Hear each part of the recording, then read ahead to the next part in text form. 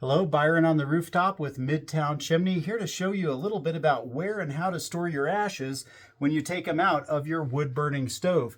Let's take a look outside of where this customer keeps his ashes. So he has a little bucket conveniently right outside the door,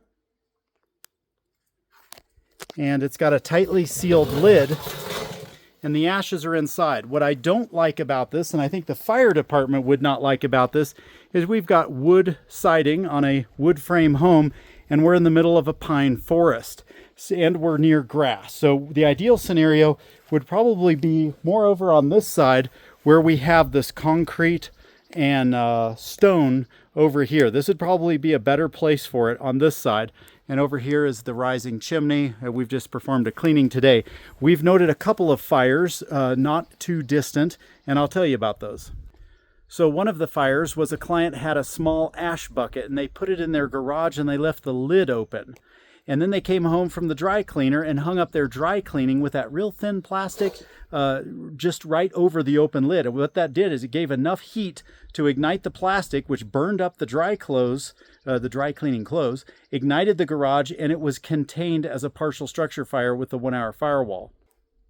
The second story that I remember very well is a client had an ash bucket outside of his house. It was 0 degrees on a Colorado winter night, and he left the lid slightly ajar and he put it against the side of his house. Now, mind you, it was 0 degrees or colder in the middle of a January winter, and you wouldn't think this would be able to light a fire, but it did. The lid was slightly ajar. I'll demonstrate now. So here's the lid on the ash can, and he left his lid ajar like that, which you might think is a good idea to let the heat out. But the decision was poor because it directed the heat against the side of the home. He doesn't remember how close it was, but he does remember the vinyl siding did ignite. After the vinyl siding ignited, it burned through the wall. Then it burned through the drywall, penetrating the building envelope onto the inside and burning the floor joists out. So he lost his entire corner of his home, the kitchen, not this home, but this other client.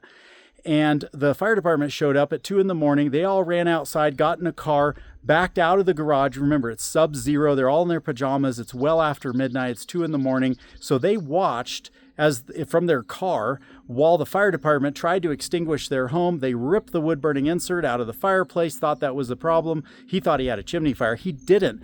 It wasn't until the manager of the fire truck walked around the back side of the home and discovered the charring, and that was where the fire had entered the residence.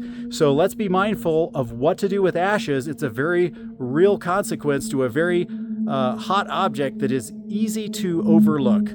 Mind your ashes, put them in a steel can, make sure they're on a concrete surface.